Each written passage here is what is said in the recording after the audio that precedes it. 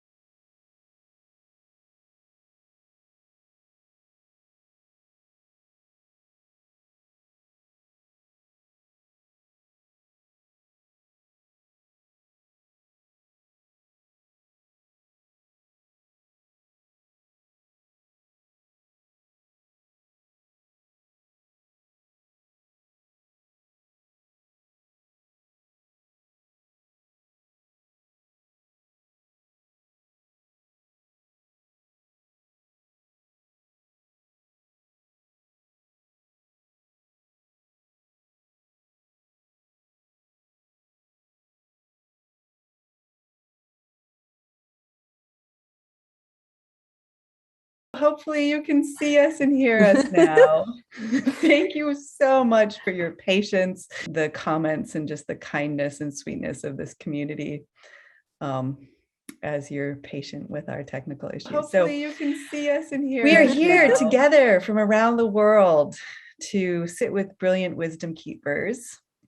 I'm Jackie Dobrinska from Love So Remember Foundation. And many of you have already said hello and where you're from in the chat, which is great. And here we are connecting in spiritual community to feed our hearts and souls and to remember those deeper truths when we forget them, which is so easy to do. So tonight we come together to talk about the freedom to know our worth with Simrit. We'll be together for about 75 minutes. The first half is chanting, meditating, talking. The second half is Q&A, where we'll ask your questions. So you are welcome to type your questions in at any time. We have Gina on the back end who you can't see, who will feed those to us, and then we'll come have those conversations. So I want to introduce Simrit. She transcends musical genres with an exceptional sound that is both fresh and ancient.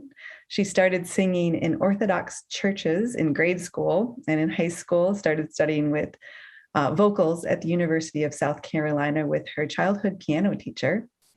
And then also has studied classical Indian music, which, as we know, is a very different sound from Western music. And then with decades of experimenting and experiencing Kundalini yoga, she really connected with the Naad Yoga, which is an ancient science that uses sound to influence the brain's chemistry and neural pathways. And it can really alter our states of consciousness and reality and impact internal and external positive change. So she met Ram Dass a while ago, has a really sweet connection, met in Maui and sang kirtan with him both there and at his house, as well as at her events. And she's a featured artist on our recent Soul Land music compilation, and also has done a podcast on Mind Rolling on the Be Here Now network. So I invite us all to take some nice big deep breaths, get into this space of our bodies, the space that we're in, get out of the momentum of our days and our distractions, and just tap into that loving awareness that runs through us, that is us, and is always a breath away when we get caught by other things. And from that place, we welcome the lovely Simrit into our fellowship live stream this evening. Thank you so much for being here. Thank y'all so for your much. Patience. Yeah. Well, it's a pleasure. It really is. Thank y'all so much for having me. Jackie, thank you for all the wonderful communication over the months, these past few months.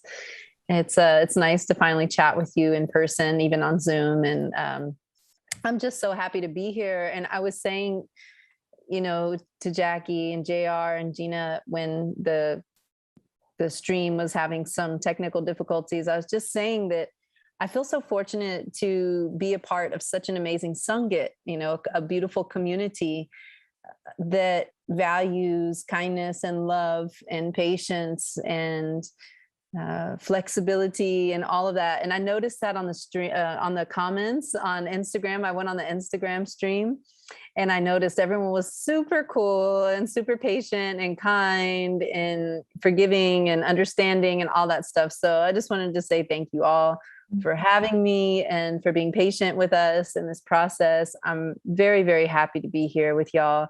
I have felt so much love from this community from the beginning of me kind of being introduced to this community when I first met Ram Dass at his home in Maui and singing at his home a few times, and then having concerts on Maui a few times, and Ram Dass coming and just meeting all the wonderful community members involved. And it's just been such a pleasure. It's been such an honor. And I'm really, really happy to be here. Thank you. When you feel loved by people, by a community, parents, your friends or your family, it feels so good. It just feels so good. And I feel so happy and so good when I feel loved. And I know we can all say that. And, I feel so happy when I'm in relationships where I feel loved and where I can share my love. And, that's the whole part of this whole experience today is about knowing our worth and the freedom, knowing that we have the freedom to know our worth and to trust our worth and to feel confident in our worth. And I think a lot of us have a hard time with that in different aspects of our lives. It kind of pokes through and we think we have a certain level of confidence because of what we do or who we are or what we've accomplished, or if we look pretty, or if we have something on, or if we have a certain job or whatever it is, how many trophies we have or whatever. And it's easy to get caught up in that. And it's easy to forget that when we base our self-worth on those external factors, which is also, oh, I'm a mom, or I'm a partner, or I'm a this or a that, or a daughter or a sister, that when we get caught up in those kinds of identities, they can really bring us down, because one day we're going to make a mistake in one of those areas of our lives. One day we might say something that hurts someone's feelings, or we might do something that we regret. And then if our self-worth, which is our deep well of confidence really, and our identity is based on those more superficial, I'm not saying that being a mother or father is superficial, but in reality, when we base our self-worth and our self-confidence on our roles and the external things that we do in the world and the external accolades that we've received and things like that, or whatever it is, how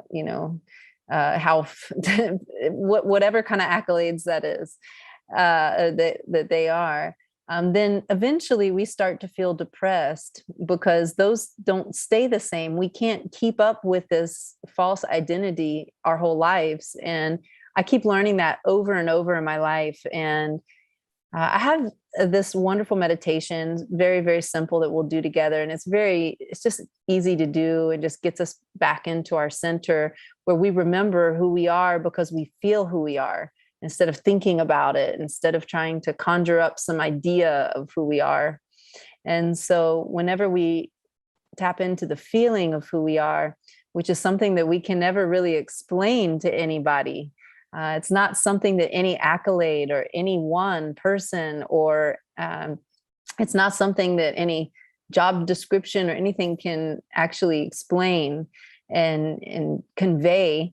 When we touch that feeling, it's that infinite well of energy that lives in everybody, that infinite healing energy, and we realize what we truly are because we feel it.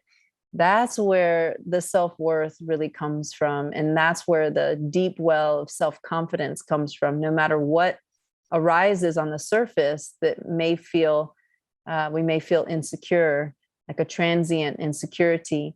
So I thought this was a really relevant topic because, especially in these times right now, with what we're going through, all of this, our self-worth is being tested continually and constantly.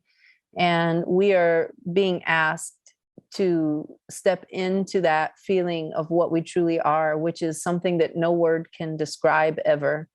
And if we aren't able to tap into that, it's going to be a really long and hard road for all of us. And hopefully we can remind each other who we are and what our worth is and what each other's worth is. Because right now, especially in this time, I think it's supremely important to know and to feel and to convey that with ourselves and with others. So I wanted to give you some context. I grew up as an orphan the first 2 years of my life, and I'm not going to go into my whole story just because of time, but I grew up in Greece. I was born in Athens, Greece, and my father being North African descent, mainly Egyptian and of the Berber tribe, and my mother being Greek from the island of Crete. My matrilineage is mainly from the island of Crete, although I was born in Athens. And I went back and forth from the orphanage to a couple of foster homes. And and then was there till I was almost 2, until I got adopted by a Greek family in the United States. And my family, my parents are very, very loving and affectionate people and incredibly supportive my whole life, have always been very close together. All of us, my brother, who was also adopted from a different family in Greece. And so I feel really fortunate to have come into such a loving family. And I also feel very fortunate to have had the experience that I had of being an orphan from birth, from the moment I was born. And I was taken away from my mother and then lived in the hospital for a couple of weeks while the nurses took care of me during that time, and then moved to an orphanage. And I feel if I had not had that kind of experience in the beginning of my life, I wouldn't have started the inquiry that I had started at such a young age. My parents told me that I was adopted when I was about 3 years old. And I remember that moment so clearly. I'll never forget it. And I was shucking corn with my mom in the kitchen. And she said, "Oh, so-and-so at the church." And we were at the Greek Orthodox church in South Carolina. And she said, "So-and-so at the church, they're adopted, this brother and sister, just like you and your brother. And when you're adopted, that means that you weren't born from the parents that you're with or the family that you're with. You're not blood related. You come from another mama's belly, but you come into another family, and it's no different. It's just a different way of doing it." And she told me that, and I remember hearing that, and there was something inside of me that said, I don't think that this has to be a huge deal. Like I feel it. I know I was processing it, and I started processing it the rest of my life since then, from that moment. But at the same time, I realized that kind of experience set me up for success. And because my parents framed it that way for me, and I also did. When my mom told me, she told me, and it was just no big deal. It was nonchalant. And they didn't treat us any differently or more special because they adopted us or anything like that. They treated us like they would their biological children. And the reason that I tell you that story is because I wanted to share some context with you, because we all have different situations in life that challenge us and challenge our self-worth. And they challenge our self-worth because we grow up in cultures and societies that tell us that in order to be really good or perfect or loved, it has to look a certain way. And my life certainly did not look the way that it looked on TV or in the media or anything like that. And I had to, just figure it out for myself. And my parents were really instrumental in that. So I really give thanks to my parents and hail my parents for the amazing job that they did raising us. I saw your hands, Jackie. That was really cute. So there's a lot of stories that we have in our lives. Some of us come from poverty. Some of us come from addiction. Some of us come from parents that were completely checked out. Some of us were orphans. Some of us have a beautiful childhood that none of that happened, but there's just something that felt off, or maybe we weren't as close as we wanted, or maybe our families didn't listen to us. Whatever the case it was, maybe we got ostracized in school, or who knows, but we all have stories, and they're all valid. All of our stories are valid. And we all have situations in life that challenge us and challenge our self-worth and challenge us to really dig deep into ourselves and realize who we really are. And we have an opportunity in those situations to frame our perspective, basically, and use those opportunities to grow and be kinder and to be more flexible and to be more compassionate and understanding. And because I could have very, very well been a total brat and been angry and been completely like an invalid if I wanted to be with the situation that I came from. And I say this because we have choices. And a lot of us don't realize that we have the choices that we have. A lot of us don't realize that we have a subconscious mind that is made up of patterns, thought patterns, thought streams that feed on each other and magnetize external situations in our lives to help those thought patterns in the subconscious to stay alive, to grow. So think about the subconscious runs about, I would say, 95% of our life. So that's the consciousness that we're not aware of, that we're not thinking about, that we don't see. The other consciousness is about 5% of our life that we notice, runs about 5% of our life. So if the subconscious is running about 95% of our lives, then what we want to do is we want to clean it. We want to clear it so that we're not seeing through the lens of projections of other people. So, and society and stories and things like that.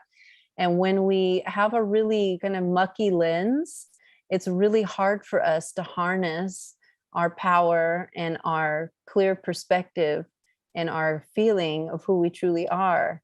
So that's why I bring up the subconscious, and we're going to do a beautiful meditation here and do a little chant together to help us clear the subconscious.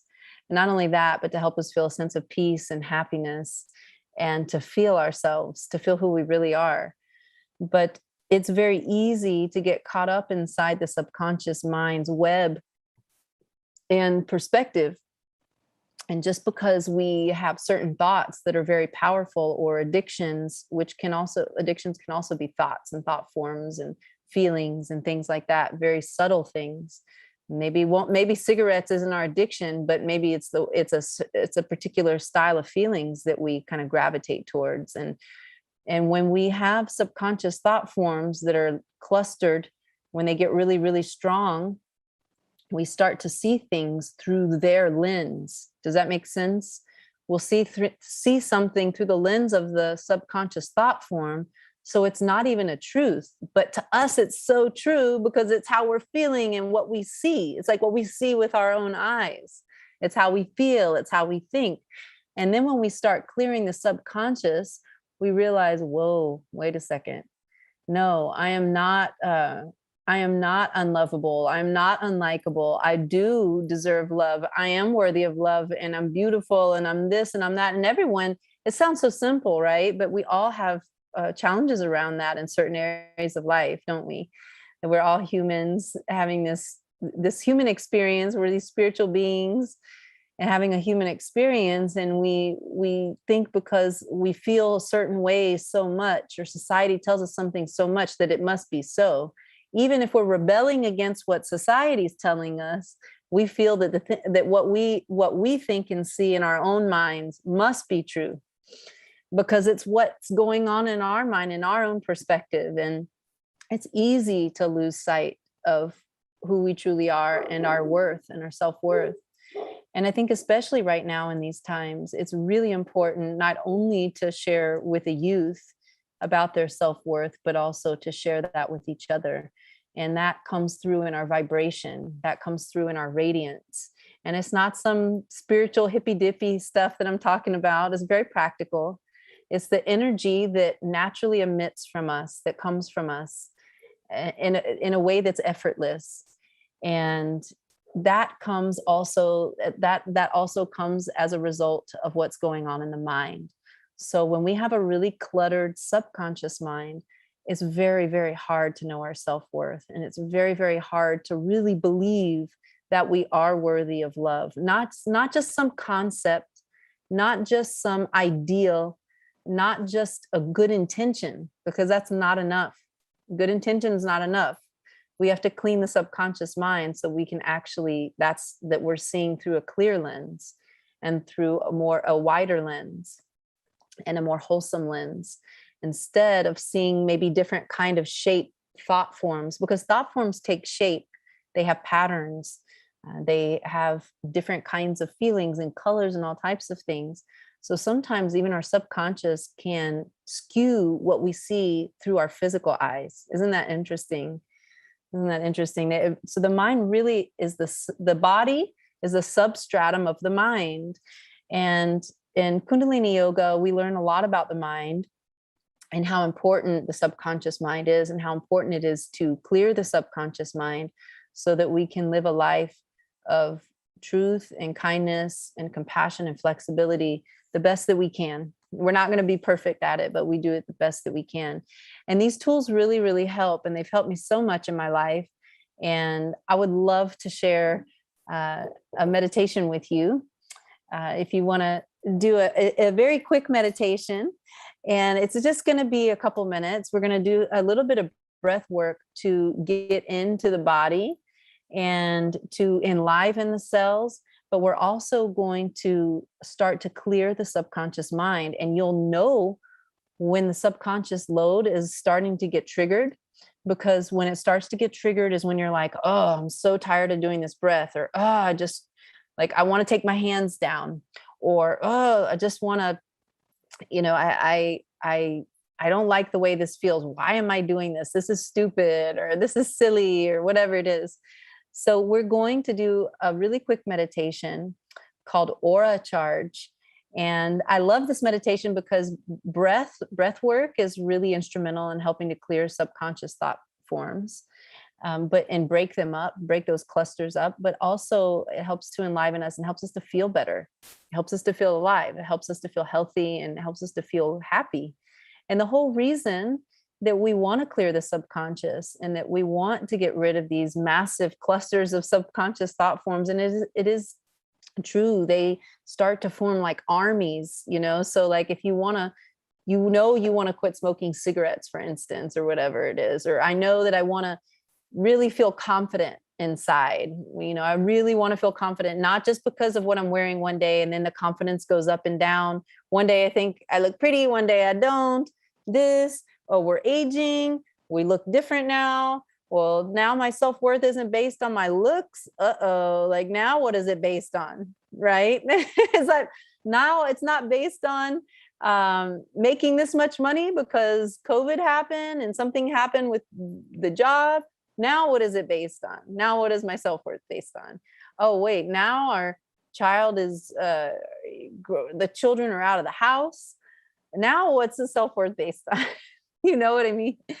So it's easy to base it on all these external factors, but what we want to do is get inside, get under the hood, and really experience the love and the truth of who we are. And so these exercises and the breath work is really helpful in doing that. The breath work is extremely helpful, and also chanting, using our voice is extremely helpful in bypassing the thinking mind, breaking up subconscious thought forms to reveal a larger, wider, clearer lens of how we perceive ourselves and how we perceive life and how we perceive reality.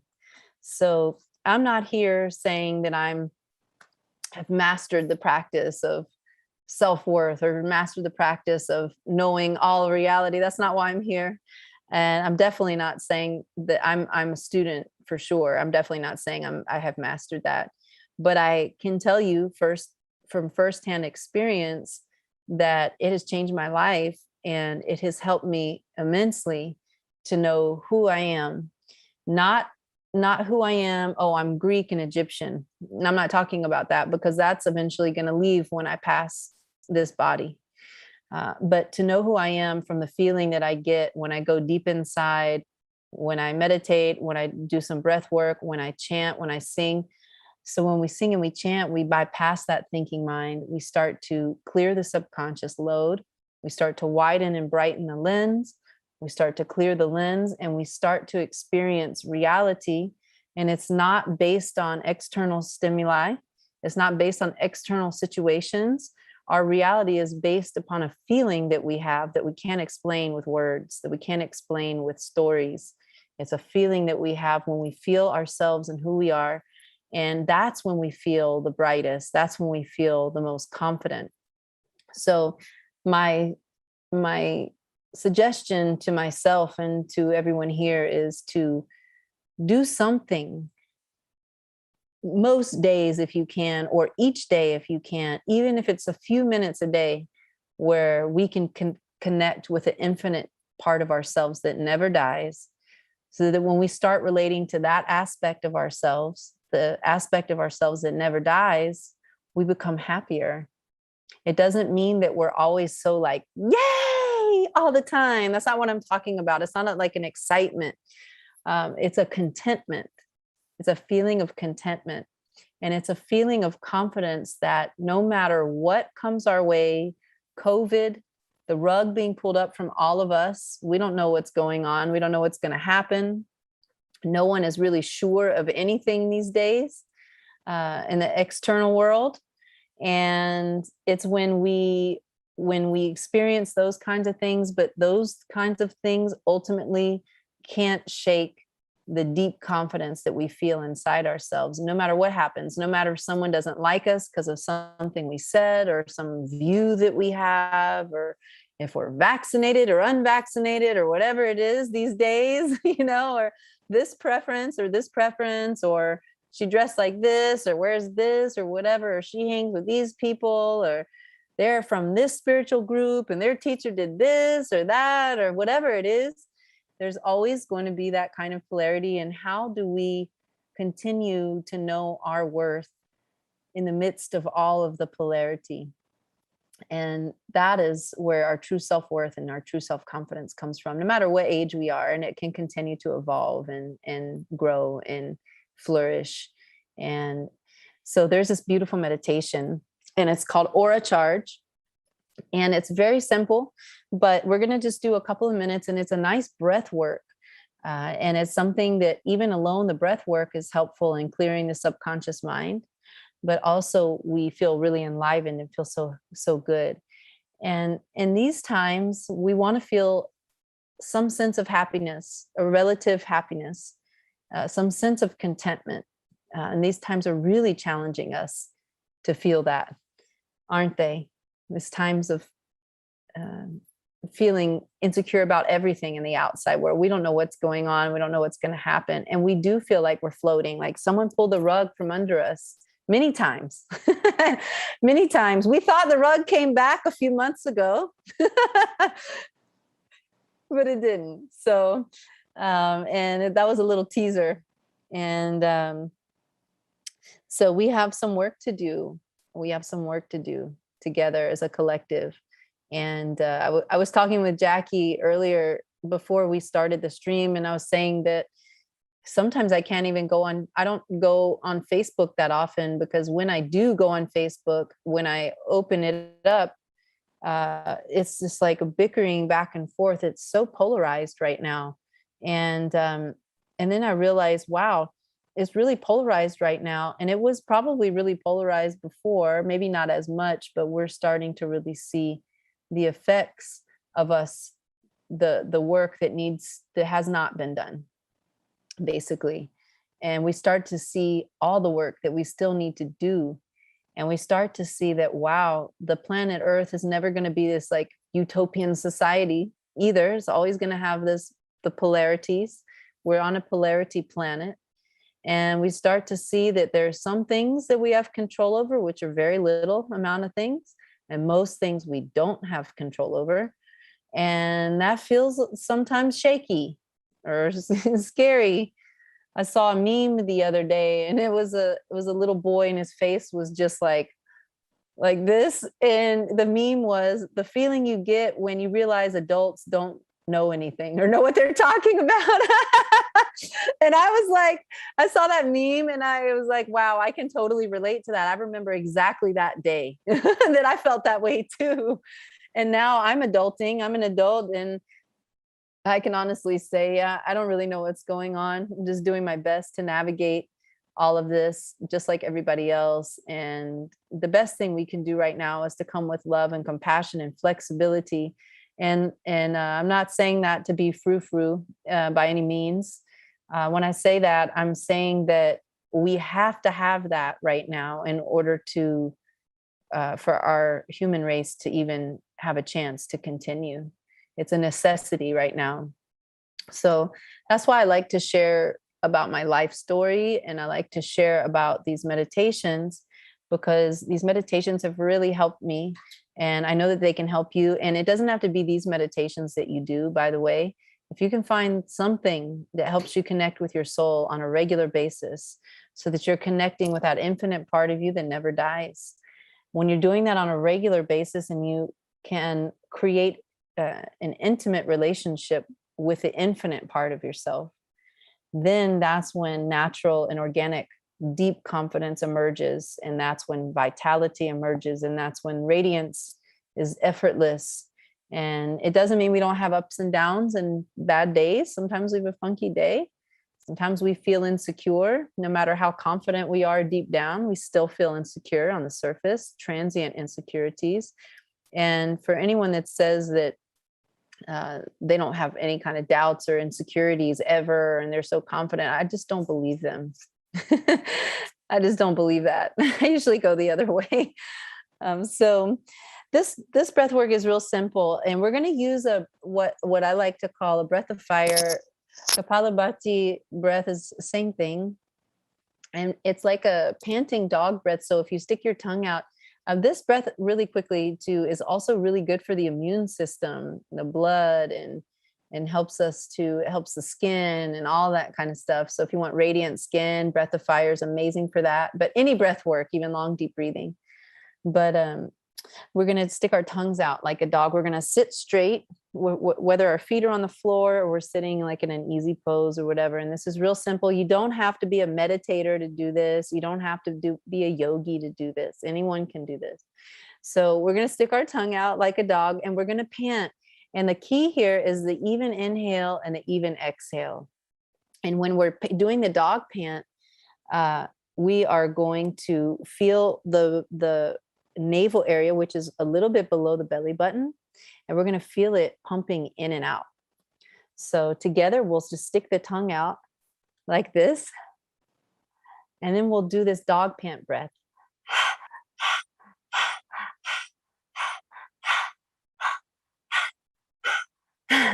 Beautiful. Now keep that going and speed it up if you can a little bit. You don't have to. Most important is the rhythm, is not the speed, but if you want to speed it up.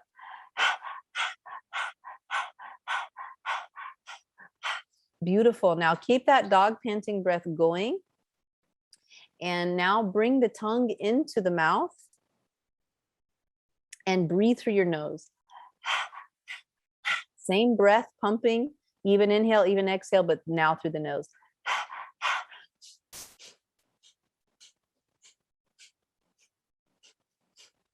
Beautiful. Thank you. That's very good. That's breath of fire. And so people sometimes think it's a lot harder than it is. It's so simple. And you can build your endurance with breath of fire the more that you do it. And it's said that breath of fire is like 3 minutes of breath of fire is equivalent to 20 minutes of long, deep breathing, because it's a more condensed and it's a faster breath. So that's what I think about. I like getting a lot of bang for my buck in today's world. And breath of fire is you get a lot of bang for your buck. So the other part is to, we're going to close the eyes down, and we're going to focus here, which is the access point to the pituitary gland, which we call the third eye, but we can just call it the pituitary gland too. And the pituitary gland, it's not right here. It's actually further back, but this is the access point. We focus the optic nerve here. So we focus in between the eyebrows and slightly up, and we keep the gaze there. And we do that breath of fire. And then if you want to engage your hands, you don't have to. You can just do the breath of fire and focus here. But if you want to engage your arms and your hands, you spread your arms. See if I can get this. 60 degrees like this. You're just going to see my shadow for a second. And you see my thumb tips pointing towards each other, because we're going to create an arc like this. And we're going to, basically what we're doing is we're fortifying our electromagnetic field so that it's easier for our energy field to filter the things in that they're useful for us, and to filter out and to bounce off the things in this life, in the world, that come our way. It's a constant bombardment of things that aren't useful. So this aura charge is really helpful for that. And it's helpful for engaging intuition as well. So I'm going to do my arms like this with my thumb tips pointing towards each other, my eyes are closed down and my optic nerve is gazing at the third eye in between the eyebrows and slightly up. So this is the access point to the pituitary gland. And then we're going to do that breath, that same panting breath, but through the nose that we call breath of fire. And we'll do this for just a couple of minutes and see how you feel. I'm timing us. So here we go. And remember, most important is the even exhales and even inhales. And so it's the rhythm that's most important, not the speed. But if you can speed up a little, that's great too.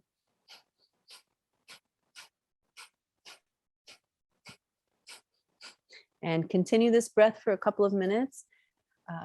Jackie, I just need to get my charger. The computer's, yeah, y'all can keep going with the breath. I'll be back in just a jiffy in a minute.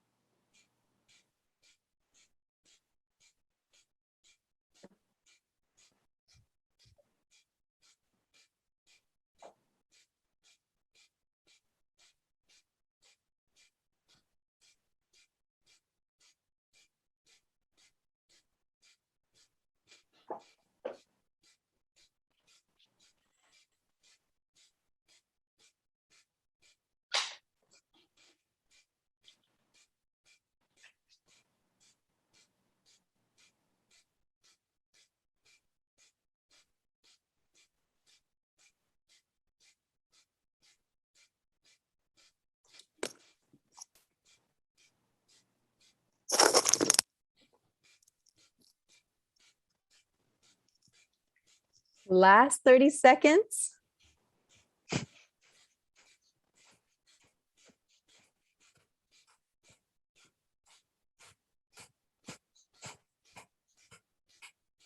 When the mind starts to wander, just bring it back to the breath. Focus the gaze, third eye. Last 5 seconds here. Beautiful. Inhale deeply and retain the breath. And now I want you to bring the thumb tips together over the head if you have your arms there. If not, just continue to hold the breath. Consolidate the energy. And now I want you to apply a root lock. So your navel, rectum, and sex organ, you're going to pull it in and up. Focus the gaze into the pituitary, this access point, third eye. And exhale slowly. Sweep the arms down if you had your arms up, and if not, just meditate here. And likewise, if you had your arms up, bring your arms down and you can meditate with your hands in your lap. You can do like a Gyan Mudra, which is your thumb and pointer finger together like this, and palms facing up on your knees. You can have your hands over your heart. You can have them resting in your lap, whatever you want. And we'll just meditate here for a minute. And while we're meditating, we want to continue to focus the gaze at the third eye point. So the pituitary point in between the eyebrows and up.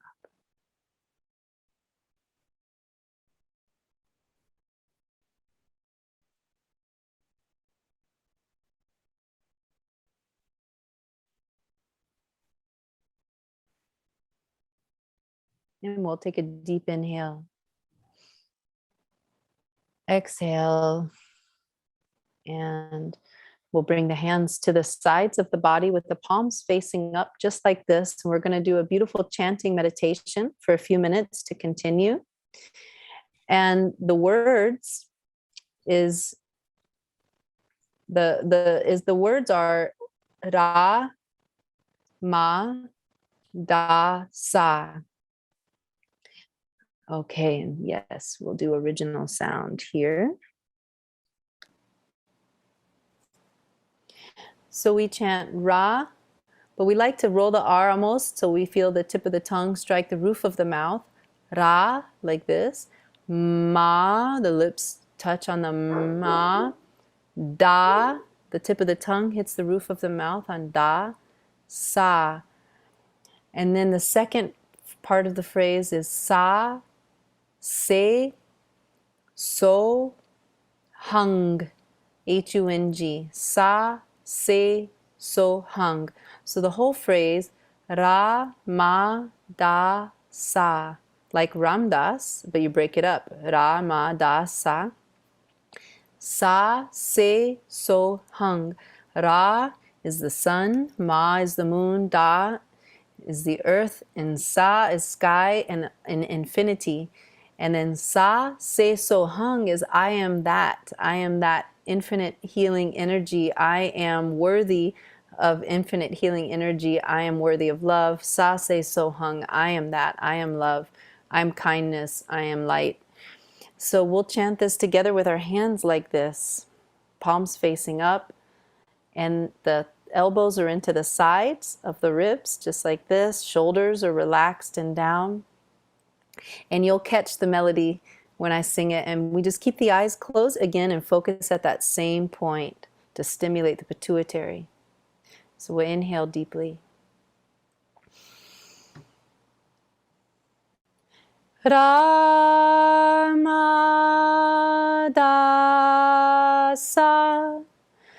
sa se so hang.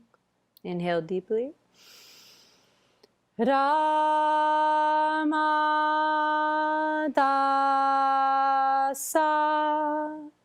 sa se so hang. Ramadasa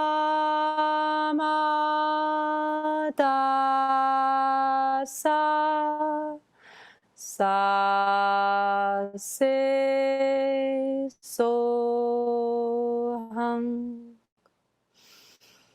Ramadasa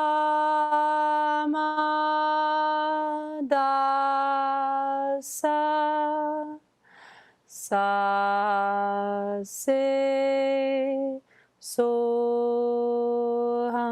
so hang. Ramadasa sa se so hang. Ramadasa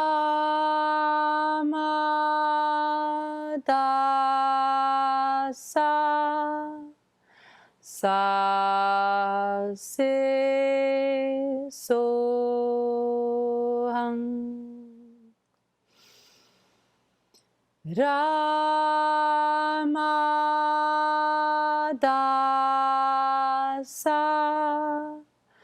sa se so hang. Ramadasa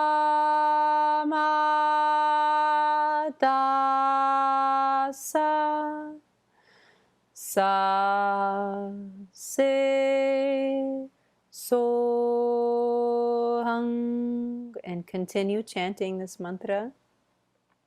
Just a few more minutes here. And this mantra is very healing. It balances all the elements in the body, the 5 elements: fire, water, air, ether, and earth. And when all of those elements are balanced inside the body, then we feel a deeper sense of vitality and happiness, contentment. We're always dealing with the elements no matter what. We're always going to be dealing with these elements while we're living on earth. So we do our best to keep them in balance as best we can. Ramadasa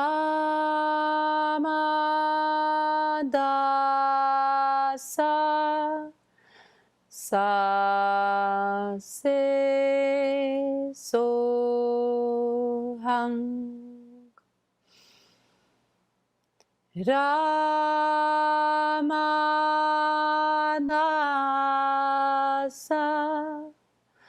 sa se so hang. Ramadasa sa se soham.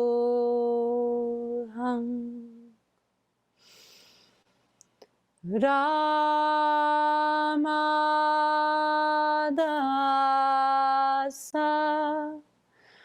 sa se soham.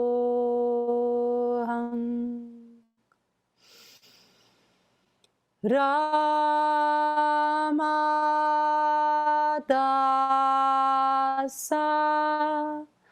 sa se soham.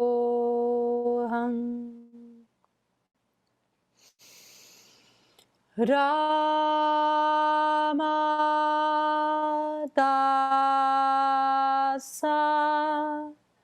sa se soham. Ramadasa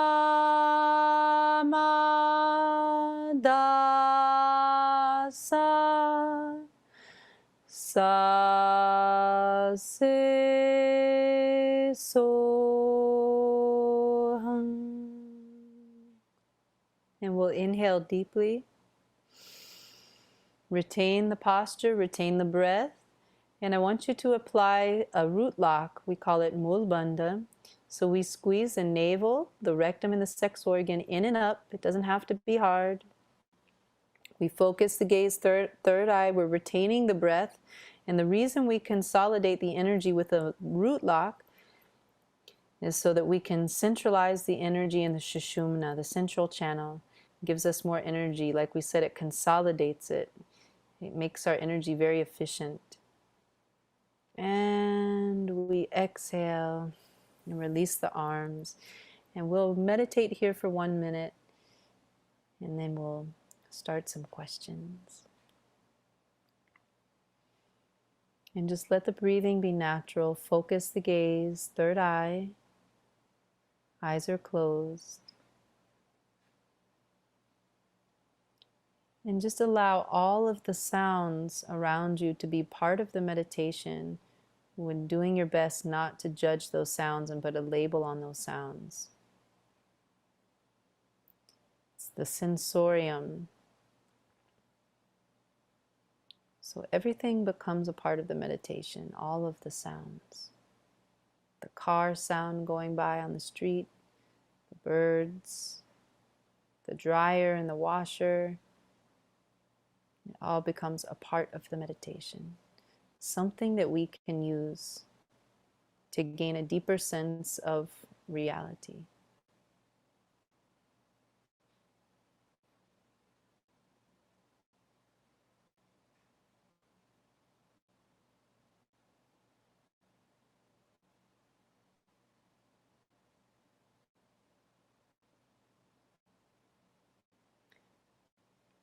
When we touch that deep well of inner confidence, and when we feel that deep sense, the deep sense of confidence, when we trust that sense of confidence, when we actually feel it on a regular basis, things like jealousy and anxiety and worry and things like that, we can experience those things, but they don't have a stronghold over us, and they don't dictate how we move in life.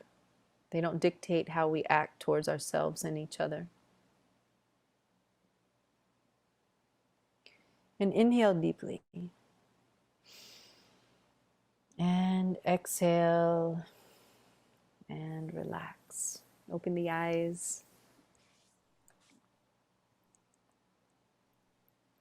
All right. I already feel a shift in the way that I feel different already. Absolutely. Doesn't take much. It doesn't take much. That was fabulous. Thank you so much. Yeah. Thank you for having me. Yeah, I have a little bit of an echo. Are you all hearing that? I'm going to turn on, move my, yeah. I wonder if that was my sound. How's that? Oh, yeah. Is that better? Great. Thank you so much. I mean, there is so much richness in the things that you just talked about. And I think so many of us can resonate so deeply So before we jump in, I just want to remind everyone who's watching that this is when we open to Q&A. So you are welcome to type your questions into whatever you're watching from, and they'll be fed to me, and I'll bring them up. Gosh, I think, like as I was saying, I think this is one of our biggest challenges in our culture these days, is this sense of like really owning this sense of worth. I think there's so many ways that we've inherited this belief that somehow we're not divine children of the universe, like, right? Like, so we're all born divine children of the universe. And I also think of the word sin, that sin actually just means to miss the mark. And I think that's the mark we often miss. Right, is that forgetting that we are these divine children of the universe. And I think we come by it so naturally. We get the message in so many different ways, from media to just our culture in general. And so to come back to that place, the thoughts just swirl, right? The thoughts are we can't even hear them half the time. They're just really, they're so subtle. And when I, and when I notice like the super ego or the perfectionist or the whatever that's sort of driving that like negative I'm not good enough vibe. Yeah. It comes in so many forms. Right. What I want to do is I want to say the opposite, but then I end up just going back and forth and feeling crazy, right? Because there's just two sides of this dualistic thought. And to really drop away from like, I'm not my thoughts, I'm not my emotions, I'm not my stories.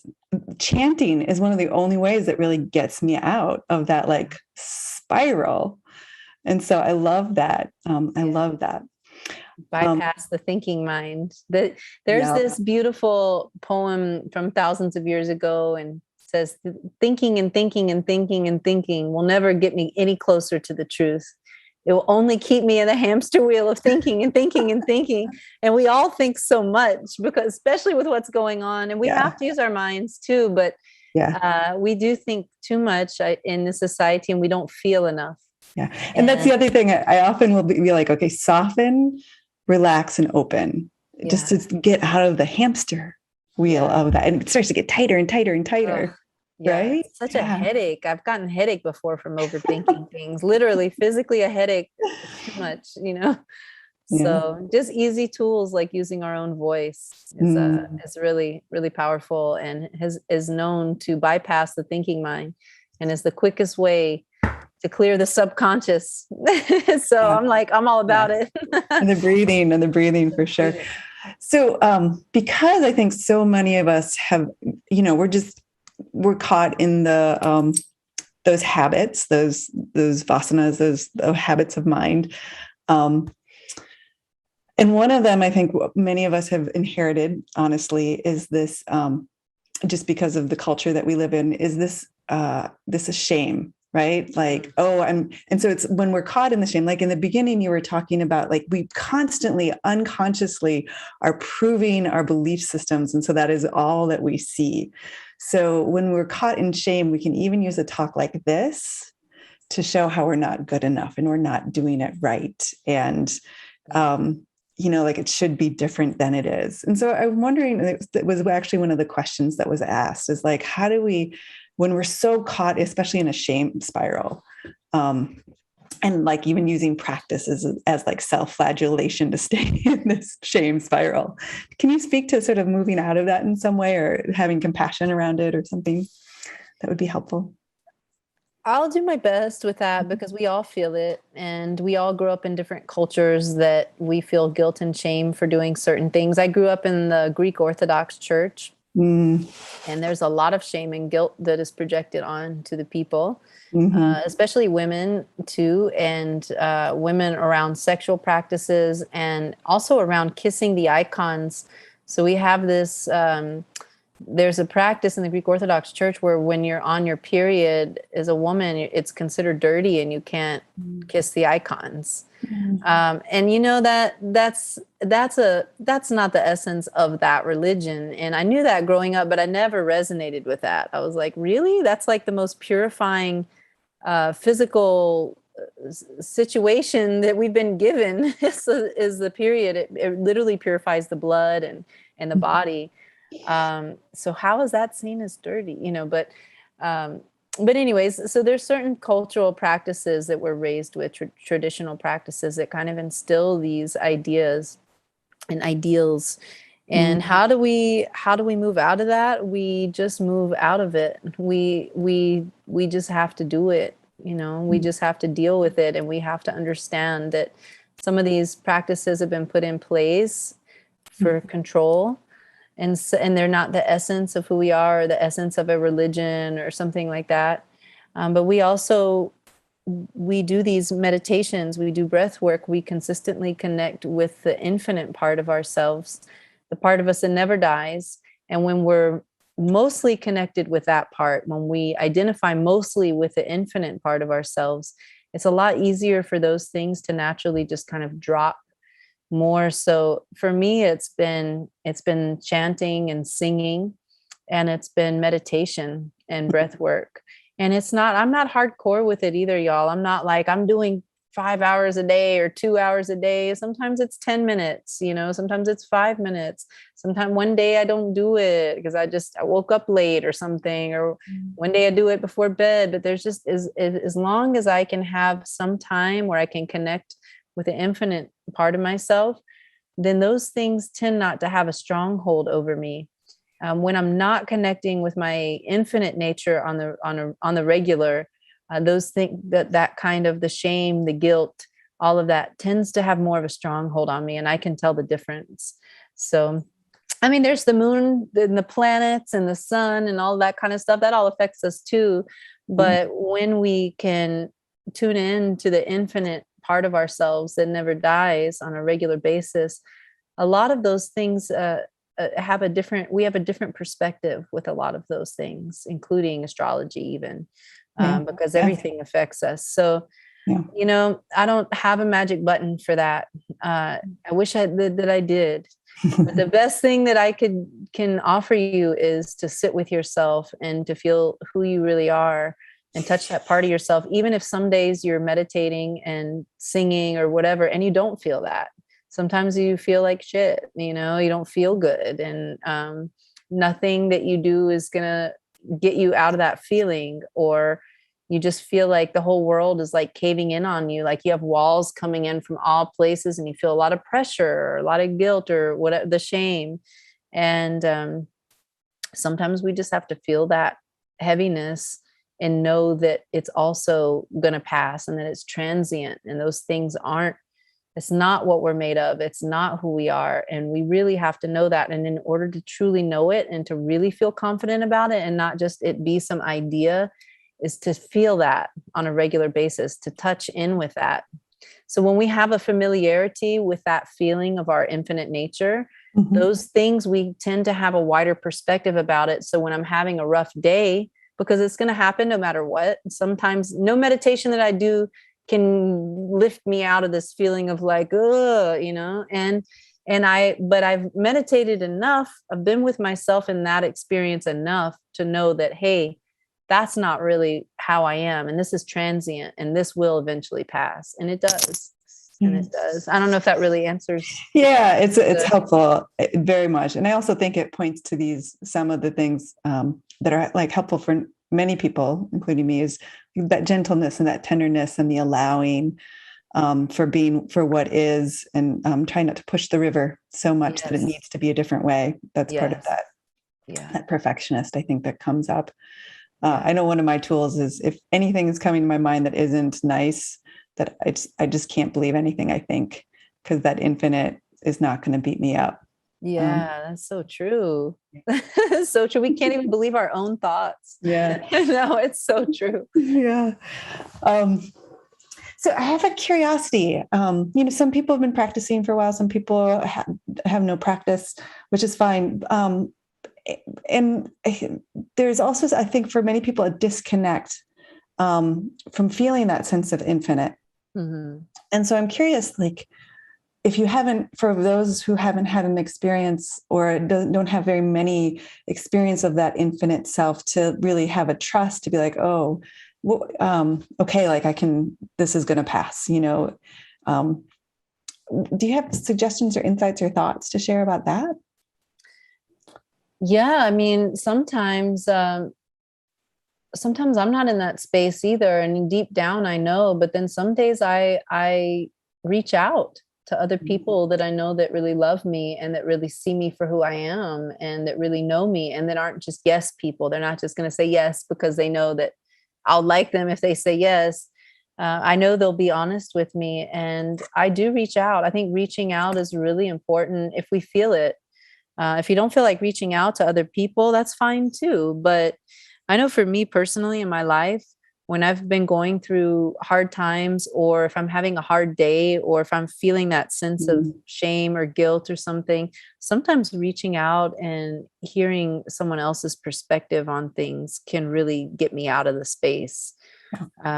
That can be really helpful. And you don't have to be, like I said before, you don't have to be a meditator, or you don't have to be a yogi practitioner, or you don't have to be quote unquote spiritual to do, like, it's not about that at all. It's very practical. Like the reason I do the things that I do is because it's practical and they work.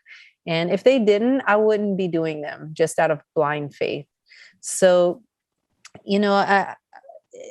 if you feel like you haven't touched in on that feeling very often, or that you don't want to do some kind of breath work, or you don't want to chant, then find some way to connect with yourself in a way that you feel good and that you feel happy, even if that's painting, or even if that's going for a walk outside, or taking a shower and having a space change, changing the space, shifting it up, listening to a song that really helps, or talking to a good friend, or whatever it is, or a counselor, or whatever it is that can help. There is no shame in doing anything that is helpful. There's no shame in reaching out. There's no shame in going to therapy. There's no shame in listening to one song over and over all day so you can cry all day and let that thing move through you. I mean, seriously, sometimes that's my practice. Like, I feel really just funky and down and out, and I find a song that really magnifies that energy of that. I don't try to necessarily shift that energy. I want to really feel that energy. And I'll find a song that really, like, if I have the space to do it. Sometimes I don't, and I have to do this go to work and do this, and I can't sit there and whatever all day. But sometimes I'll find a song. It magnifies the kind of funky energy that I'm in.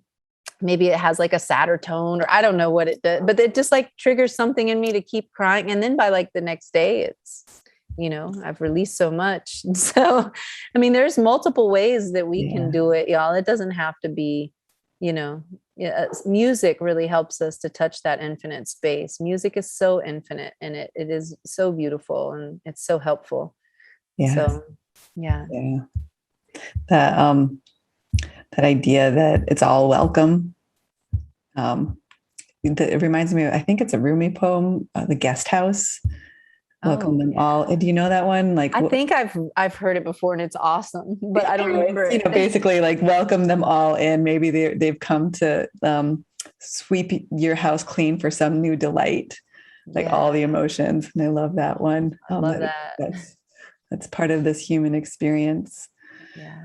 And that a reminder that music can also shift us, and breath can shift us, and paying attention to something in nature can shift us when it's time to shift as well.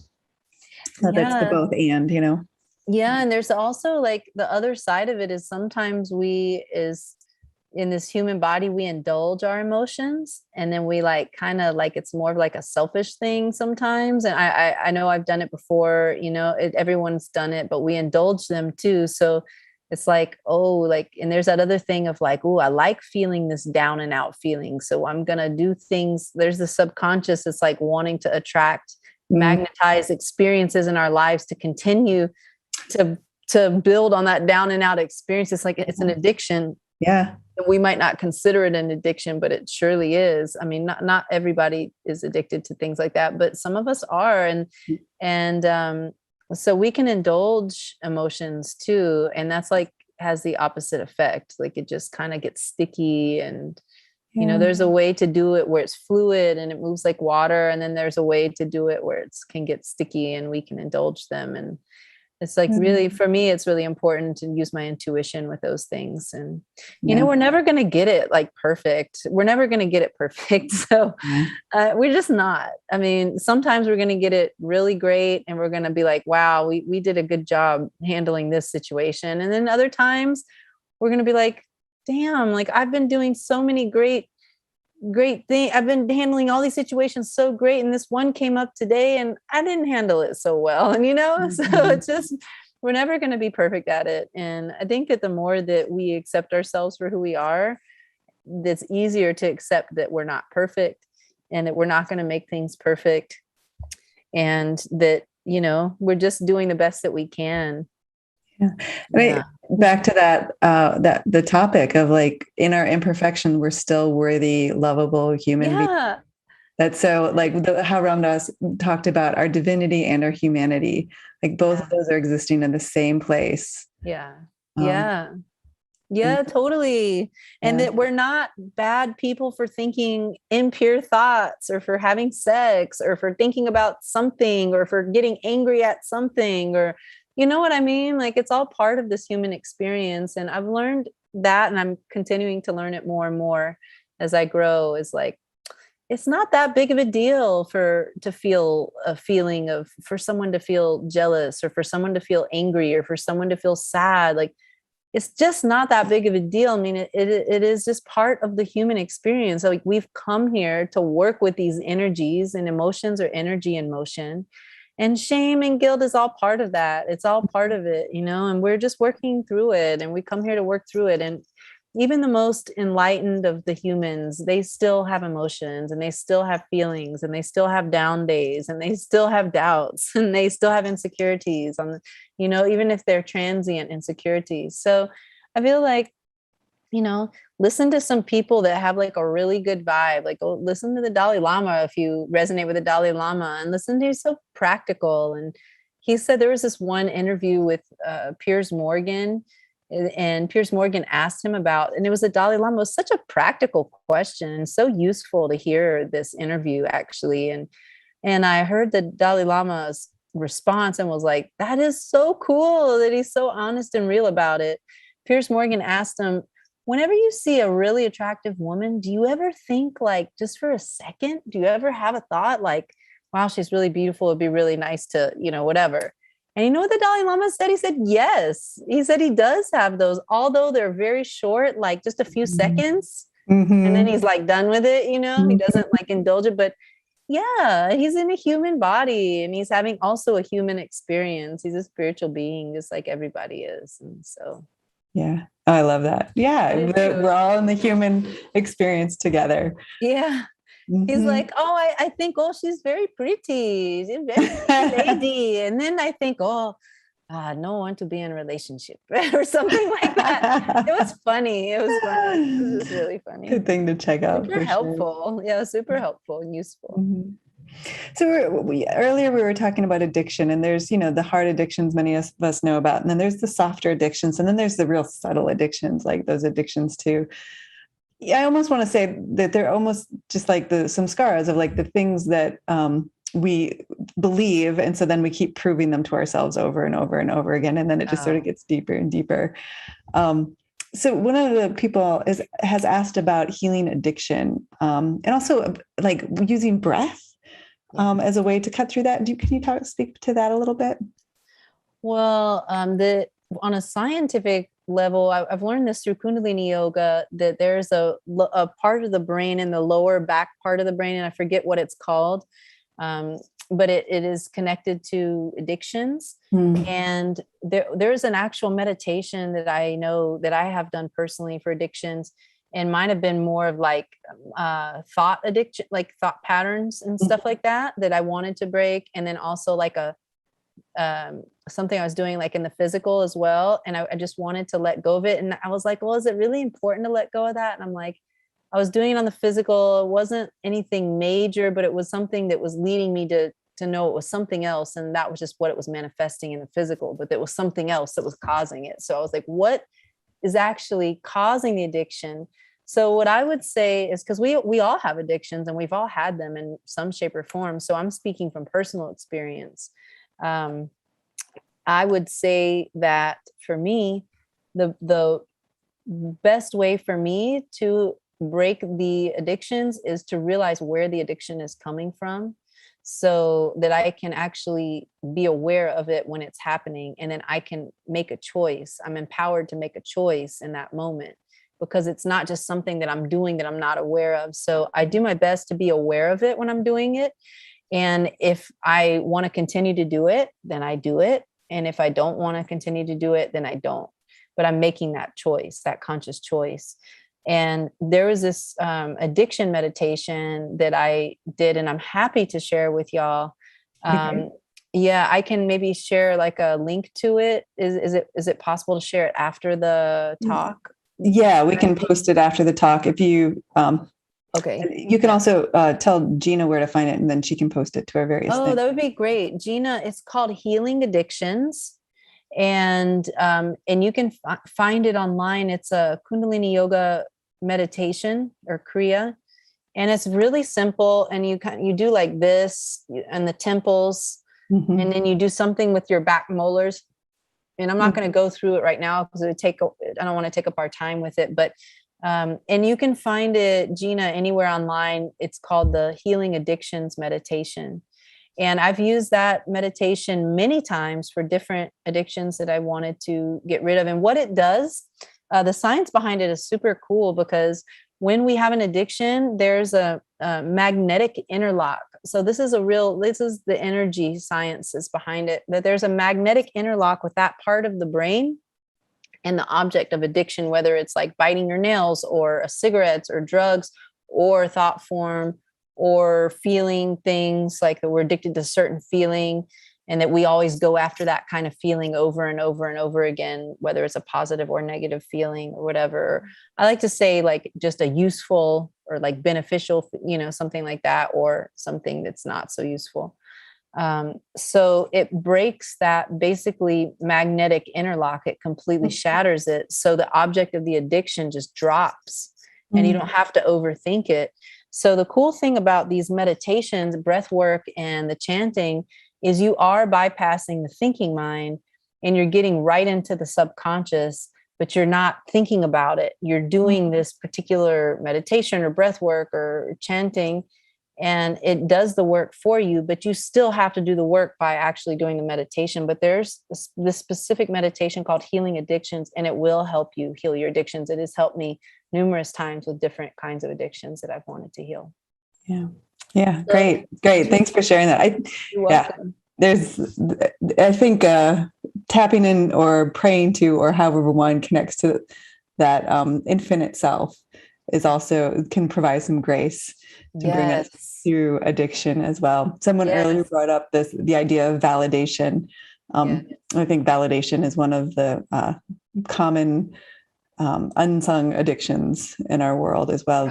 Looking for the external, and it feels so compelling, and like it is the only place where we'll be okay, which is a form of addiction, right? Looking outside ourselves. And especially when we mix it up with like always trying to get that validation from our friends and family that we're close with, because we know we're going to get it from them. So we almost like rely on it like a crutch instead of our own intuition. It's a really tough one. I mean, because we are taught from a young age. Our schooling system is, external validation. Our media culture is external validation. So it's really understandable why so many people are looking for it. And I think part of spiritual practice is learning how to notice it and turn to that intuition, turn to that, the Jiva Atman, the like connection to source that is in each of us, and learn how to listen to and trust that.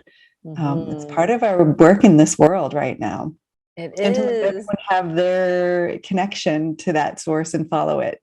Yeah. Right. For real. And prayer, like you said, prayer is invaluable. If you pray and you have a God that you pray to, or whatever it is that you pray to, prayer is so powerful. And prayer is so powerful. Yeah.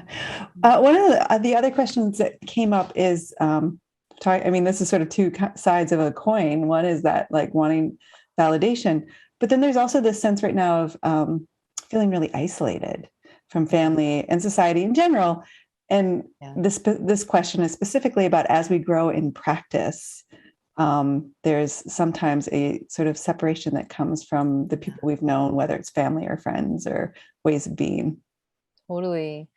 I've definitely been through that. And I've been going through that through this whole COVID experience too, because my whole life has changed in the sense that I'm not touring right now. And or I'm playing some shows, but it's different. I'm used to touring regularly, and we're not able to tour this fall again. That's come up recently, and it's like that's another thing. It's like, wait, well, this is what I've done all these years, and this is what I do, and like, you know what I mean? Right, right. It's a sense of identity. A sense of identity, and also it's like, yeah, you feel isolated. Not everyone's starting.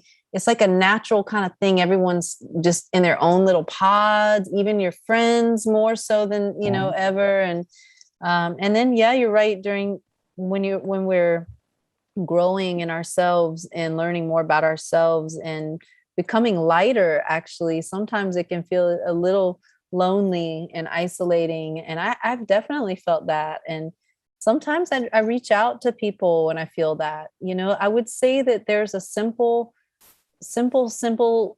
it's not a solution, because no one can ever take away those feelings. You know, we have to just be with those feelings and feel lonely sometimes, and know, even though we know we're not alone, and we know that, you know, the infinite is with us all the time and all this, we still feel that. And it's okay to feel that. There's nothing wrong with it. It doesn't mean that we're not growing and that we're not becoming lighter and shedding and all that kind of stuff. But sometimes we just have to feel that. And then it sounds so simple and rudimentary, but I reach out to people sometimes when I feel that way, whether it's someone, an elder, or someone in my family, or a friend, if my family's not available or whatever. And it's always very useful, and it doesn't solve anything for me. It doesn't solve the feeling of feeling alone and isolated sometimes, especially in this time when everybody's feeling that right now. But it does help. It's very helpful and useful to be able to have, you know, human to human contact with someone that has a really nice vibe, that supports and loves you. And I know we all do that for other people. So it's really, really important to reach out to people and allow them to do that for us. And not everyone is going to know when you're feeling a certain way, or when you feel bummed, or when you're going through stuff. And I've learned just to be like, the hell with it. I'm going to reach out and ask them to pray for me. Or, you know, I'm going to reach out and say, I could really use a talk right now, or a walk together, or whatever it is, you know? Yeah. Yeah. And sometimes it's hard to do that, especially when we're feeling isolated, is to make that reach out. But, you know, that's what satsang or sangha is about, community, right? Yes. And I think part of when the selfish part of feeding people, the selfish part of service, is that it feeds that sense of connection. And at the same time, there's this, I can't remember who said it, but this, in the course of waking up, there is that like facing our own aloneness. Yeah.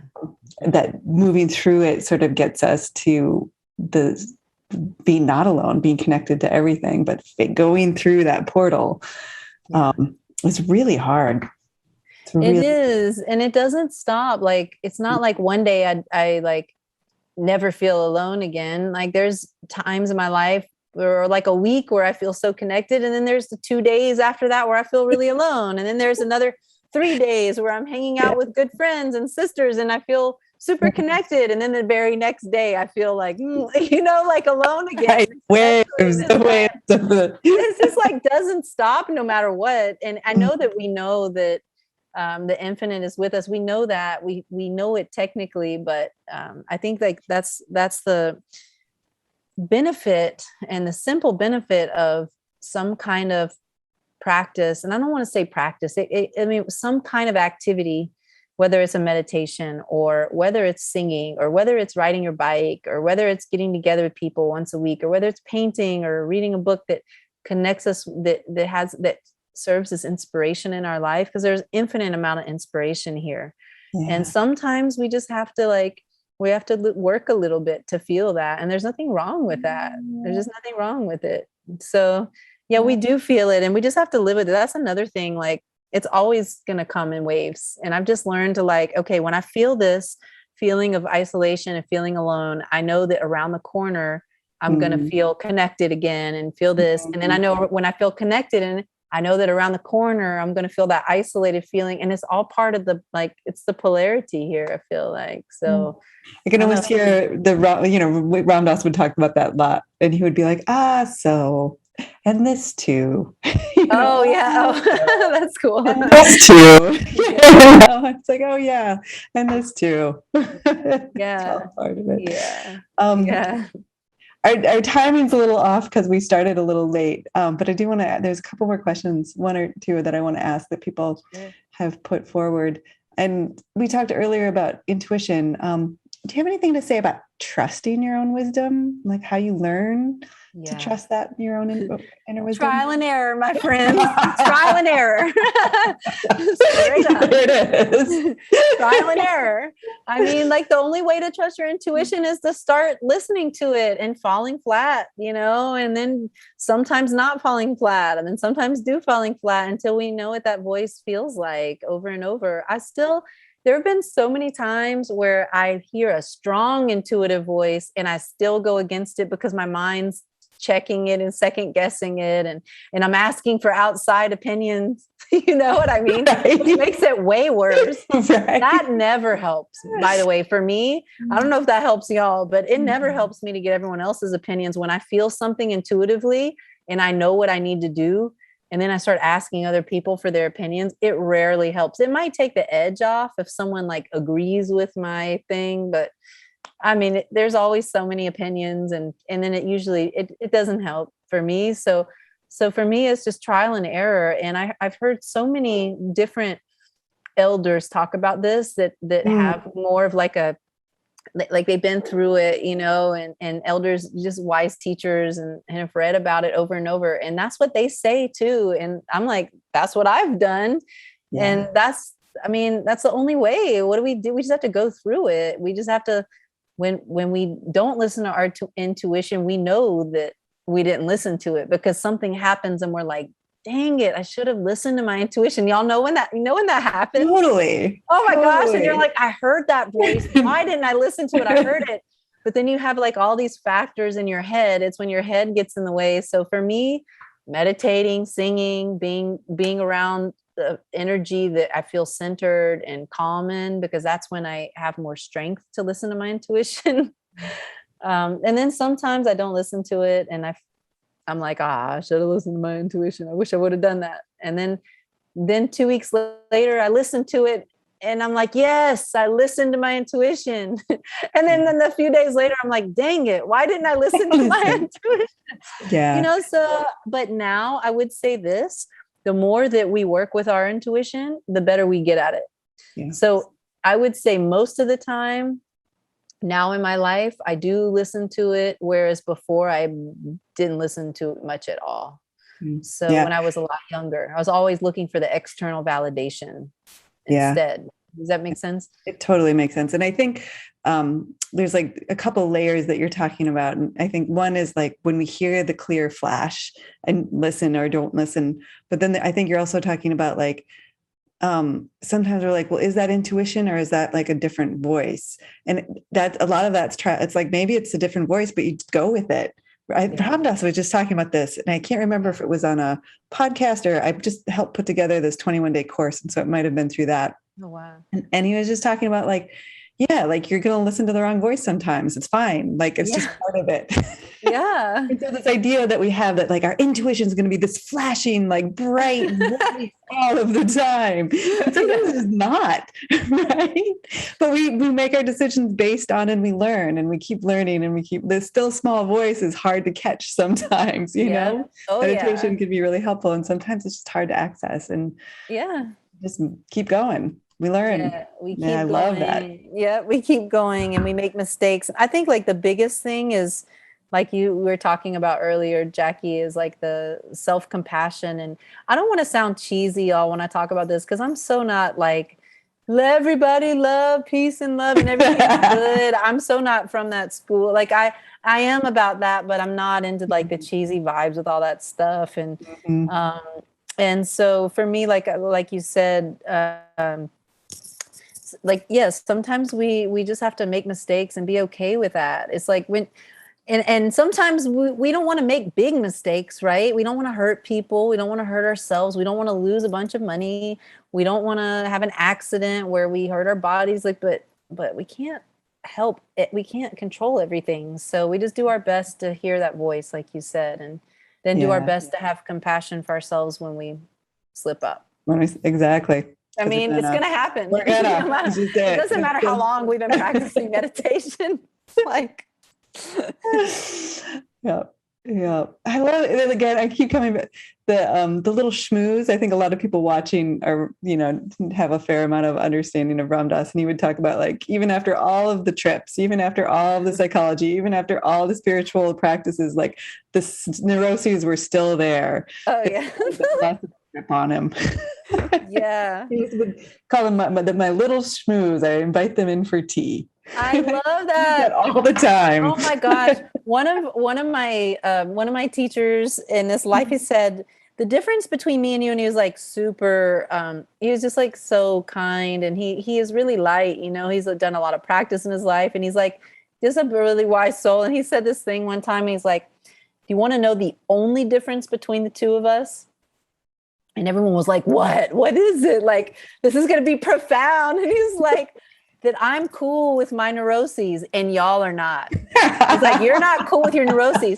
And he's like, but I'm cool with my neuroses because our neuroses never go away. That's the thing. They don't. It's like the cool things that make us who we are. And it's like, and not make us, it's not who we are deep down, but it's like it's like how we are in this world, and it's like the cool ways of how we are. And when we're more comfortable with our neuroses, then we're also more comfortable with other people's neuroses too. And those don't throw us off, and we don't think they're weird or wrong and so when he said that, I was like, man, he is so cool. That is so cool. Like, just he's like, everyone's in a human body here. We're spiritual beings. Everyone's having a human experience, and everyone makes mistakes, and everyone does amazing things, and everyone has this potential, and everyone has some creativity. It doesn't have to look one way. And everyone has some sort of something, some kind of intelligence in some way. So it's like, yeah, just being cool with that. That's cool that he said that. His schmooze. Schmooze, my little schmooze. That's really cool. And I love that message that you were saying of the more we're comfortable with ourselves and our neuroses, the more we're comfortable with other people's as well. And it just that we become, we begin to see each other's humanity and divinity. And there's that idea of we become an environment of, like, when we can hold that space of duality and like see in our crazy, we're still divine. We become an environment for everyone else to see it too. And I think that our world needs that so much right now. It does. There's this really amazing Pema Chodron quote that I, for like a decade, it's been like one of my staples. And it is said, until we know our own darkness, we can't understand, we can't be compassionate with other people until we know our own darkness. The more we try to push that away in ourselves and feel uncomfortable with it and be like, well, that's not good. It's not good if I feel that or think that or have that or experience that, then the more we're going to be really funky with other people, and the more that we know our own darkness, the more healing we are with other people, because the more we can understand.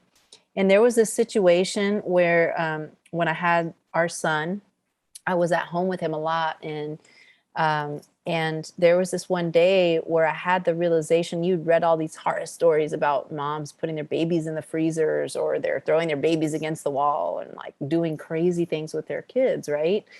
But I had this day where I had been at many thresholds personally with my baby, and because of the crying, and you can't fix it all the time. And that's hard as a mom. And so I had this realization, wow, I'm at the point right now where I completely understand the point where a mother would do that. I won't do it. I have enough of like a governor on it, a filter, and there's a more, but and these people, they just didn't have that. Like they didn't have access to that in that moment. And not that I'm saying that what they did, like, it's not that I am saying that I think it's cool that they did that, but what I'm saying is like, I had a turning point when I had a baby where I understood, where I read those stories about those particular parents that did those things to their kids. That point, I can understand that point where they got there. Right. And I didn't feel down on myself. I didn't think I was a bad person because I felt that those things and could understand that. I was like, wow, this is shared humanity. Yeah. This is shared humanity. So, and then, maybe I wouldn't have gone as far as they did, and I didn't, obviously, but I can understand how they got to that point. And that goes back to that Pema Chodron quote, which I think is super helpful. And it's like, until we know our own darkness, and until we get comfortable with our own darkness, until we know that, we can't understand the darkness of other people. And we're just going to continue to judge it and be like, well, that's on them, or they're bad people, or blah, blah, And so I feel that was really helpful for me, that experience where I got to that point with our baby. We could, see. Yeah. And it really does open us to compassion when we're able to see in our own selves, for sure. And there's sort of back to our theme of worth. And so often we get to a place that you are worthy if you are good. Oh yeah. Right. And so and if I'm having various whatevers, I'm bad and therefore not worthy. And to that, that inherent divinity that is in each and every single person, that inherent worth and love ability that we are all born with and all contain, regardless of the actions in our lives. Like, it's a hard one to get to sometimes. And it's an important thing we're all learning. Yeah. And especially in these times when it's so divisive. To recognize our own worth, to recognize the worth in the people we understand or don't understand. Yeah. And everyone has a different feeling about what their self-worth is too, especially if they're not, well, I would say everyone has different feelings about what their worth is based on, like what you're saying, based on how they were raised, and based on like what generation they come from, and also based on like what the media is pushing at the current time when they were young, or whatever it is, like what you were saying. And so, we all have, like, we're all so different in the ways that we look at ourselves and how we look at ourselves, but we all have the same human emotions, and we all go through similar things, even if they're at different degrees. Yeah. So like everyone knows what it feels like to feel jealous. Yeah. Everyone knows what it feels like to feel angry or really upset. Everyone knows what it feels like to feel sad and anxious or worried. And everyone knows what it feels like to feel insecure. But it's when we let those emotions have a stronghold over us and dictate how we run our lives is when things can get really sticky, So I think for me, the most important thing is to realize that, and we've heard this said, I'm not my emotions, but it's true. We aren't our emotions, but a lot of us tend to identify with our emotions, even on a subconscious level. And, and the thing with feeling unworthy, I mean, everyone goes through that. I mean, we all go through that in some shape or form. We've all had some experiences that have taught us to feel unworthy if we don't make certain grades, or if we don't do this, or if we don't do that, or if we don't look a certain way, or if we're a certain age, or if we're whatever it is. We're taught to feel that. So many messages, like left and right, bombarding. Like that's why it's especially important to strengthen our connection with our intuition, and to go with that more than ever, and to take a chance. You know what I said, just real quick, about intuition, what I say to myself, and I've said this many times, and I draw upon my experience, and I urge y'all to do this too. Think about a time in your life where you could have died, potentially. You could have died, but you didn't die. or that you felt a certain way that was really divine, or that you had a mystical experience or not. Maybe you didn't, or you felt a lot of inspiration. And when you think about those experiences, we can draw upon those experiences. So I use my experience of being an orphan to say, hey, if I was okay in that time and I got to where I am now, I know there's something bigger than my limited mind that's running the ship. So I trust that if I hear that intuitive voice, I'm taking myself out on a limb, basically, right? I'm taking myself out on a limb to do something that feels like it's going to be like a course change or whatever it is. It's going to be like a big decision. But there's never been a time in my life where when I have made a decision that I haven't been okay, even if it's been really challenging, that I haven't been okay. And if I could go through what I went through as a baby and I'm okay and I was okay, then I definitely trust that something else is going on other than my limited control mind that thinks it has to control everything or that thinks it's running the ship. Yeah. And so that really helps me, like when I draw upon experiences like that for perspective. Yeah. And to say, okay, I'm going to take myself out on a limb here. I'm going to go with my intuition. And if I really mess up, I'm going to be okay either way, even if, like a bomb goes off in the house or whatever it is, like ultimately I'm going to be okay. Yeah. And so I know that was a kind of extreme thing to No, say, but you know what I mean? No, it's that reminder that connecting to something bigger than our thoughts, emotions, and stories will serve us through everything. Yes. I love how you're so good, Jackie, at like consolidating what like the idea or the thought. Like you're really good at pulling those in and like bringing that back out into something that's like really useful for people. Yeah. Lots of painful practice in my own head. Thank you, though. I appreciate it. You as well. I mean, so much wisdom and, like applicability to our worlds and lives and just the humanity, really speaking to the day by day, rubber meets the road. How do we live this life authentically? Yeah. So thank you. Yeah. It's been really an incredible pleasure. We've definitely gone over, not only because we started late, but just because we had so much to talk about. I know. Oh, it's so fun. But it's been really, really such an incredible pleasure. And thank you everyone for being here. And thank you for our back end people. We have lots of stuff coming up. So check out ramdas.org. We do a lot of stuff for free, including this. So if you're willing to donate, ramdas.org/donate.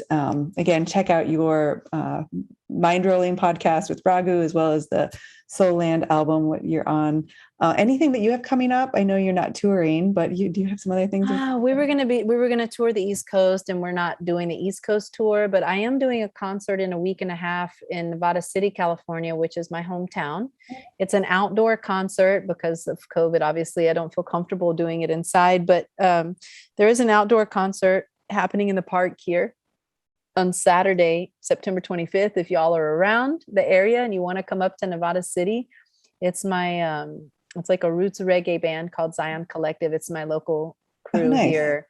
And it's really beautiful, transcendental, uplifting music. It's a big sound like the Simrit band, but it's a different sound. It's a different kind of sound, but it's the same kind of vibes.